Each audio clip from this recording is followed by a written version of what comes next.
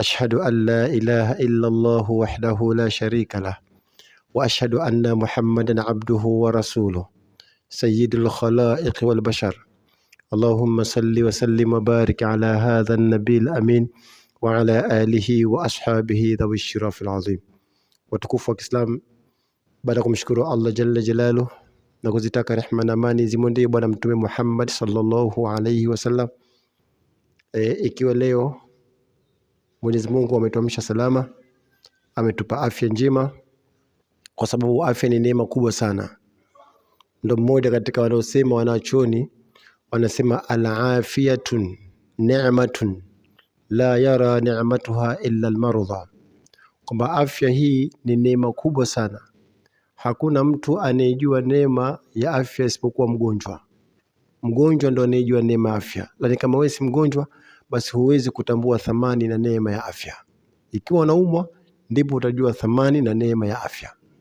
Watu wengi sana wamekuwa wakinipigia simu, hasa kwenye grupu langu la WhatsApp, wanasema shekhe, hebu tufundishe namna ya kuswali salatu dhuha. Watu wengi sana wanataka kujua na wanataka upate elimu ya namna ya kuswali salatu dhuha. Hasa simu zimekuwa nyingi na watu wamekuwa wengi sana ambao wanauliza swali hili. Hasa leo nitakupa utaratibu mzuri kabisa namna ya kuswali salatu dhuha, na ili Mwenyezi Mungu akufungulie milango ya riziki. Kwanza kabla yote, Mtume Muhammad sallallahu alaihi wasallam anasema katika hadithi, almunafiqu alladhi la yusalli dhuha wala yaqra'u qul ya ayyuhal kafirun. Mtume anasema mtu mnafiki, ukitaka kumjua mnafiki, ni yule mtu ambaye haswali salatu dhuha na wala hasomi qul ya ayyuhal kafirun kwa siku walau mara moja. Yani ikipita siku wewe bila kusali salatu dhuha, wewe ni mnafiki. Na ikipita siku bila kusoma qul ya ayyuhal kafirun, wewe ni mnafiki, kwa mujibu wa hadithi ya bwana Mtume Muhammad sallallahu alaihi wasallam. Kwa salatu dhuha inaanza muda gani? Salatu dhuha inaanza saa 2 katika masaa ya kileo, saa 2 kasoro, na mwisho wake ni dakika 15 kabla dhuhuri kuingia. Yani saa 6 dakika 15 ndio mwisho wa salatu dhuha. Kwa huo ndo wakati wa kwanza wa kuanza salatu dhuha, baada ya jua kuchomoza saa 2 kasoro, lakini pia inamalizika dakika 15 kabla salatu adhuhuri. Huo ndo wakati wake wa kwanza na huo ndo wakati wake wa kumalizikia. Sasa ikiwa wewe unahitaji uswali salatu dhuha lakini hujui namna ya kuswali salatu dhuha, basi fuata mwenendo huu. Mtume Muhammad ametuelezea sana katika hadithi, na miongoni mwa hadithi ambazo zinaelezea namna ya kuswali salatu dhuha zipo nyingi. Alipokea hadithi ya Abu Huraira, bibi Aisha mwenyewe ametoa hadithi nyingi sana, na zimekuja riwaya kama Mtume alikuwa akiswali rakaa 2, zikaja riwaya alikuwa akiswali rakaa 4, zikaja riwaya rakaa 8, na ndio maana uchache wa salatu dhuha ni rakaa 2. Mutawassita katikati yake ni rakaa 4, urefu wake au wingi wake aktharuha ni rakaa 8.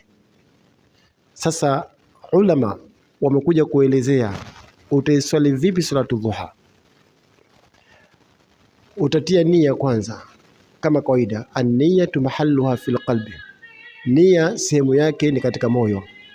Kwa nia unaweza kutia moyoni tu kama mimi nanuia kusali salatu dhuha, au unaweza kutamka nia katika madhhabu ya Shafi'i kwamba an-niyatu maqrunat bil fi'li, nia ikutane na kitendo. Kwa ukishatia nia yako pale, na waitu usalli rak'ataini salatu dhuha lillahi ta'ala, unafunga swala yako. Wanawachuoni baadhi ya maulama wakasema kwamba raka yako ya kwanza utasoma suratul Fatiha, lakini pia utasoma sura yako yoyote ambayo unaijua. Na raka yako ya pili utasoma suratul Fatiha, lakini pia utasoma sura yako yoyote unaijua. Lakini kuna baadhi ya wanawachuoni wakasema kwamba salatu dhuha raka yako ya kwanza utasoma alhamdu mara moja, kisha utasoma wadhuha wal layli idha shada, raka yako ya kwanza.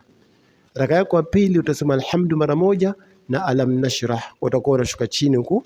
Raka yako ya tatu utasoma alhamdu mara moja, watini wa zaituni. Raka yako ya 4 alhamdu mara moja, iqra. Kwa utakuwa unashuka chini huku kuanzia wadhuha mpaka raka zako 8. Kwa ukimaliza raka yako 8 ina maana utakuwa umefika wala adiyati dhabha.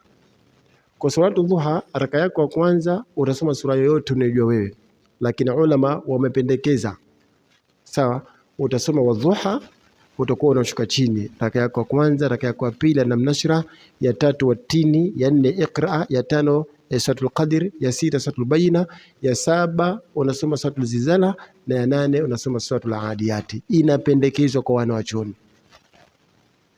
Sasa basi, ukitaka Allah kufungulia milango yako ya riziki kupitia salatu dhuha hii, fanya hivi nitakavyokuelekeza.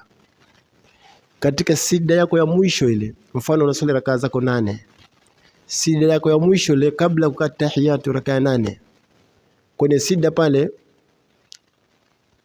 ukishamaliza kusoma subhana rabbiyal a'la mara 3, kisha soma dua hii: rabbana atina fid dunya hasana wa fil akhirati hasana wa qina adhaban nar. Kisha rabbana zidna ilman warzuqna fahma wa yassir li fi rizqi.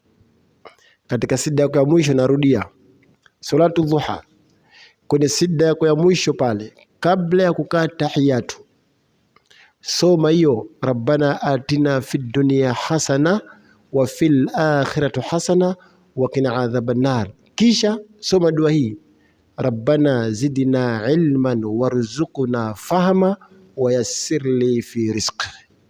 Utasoma dua hiyo mara moja tu kwenye sida yako ya mwisho.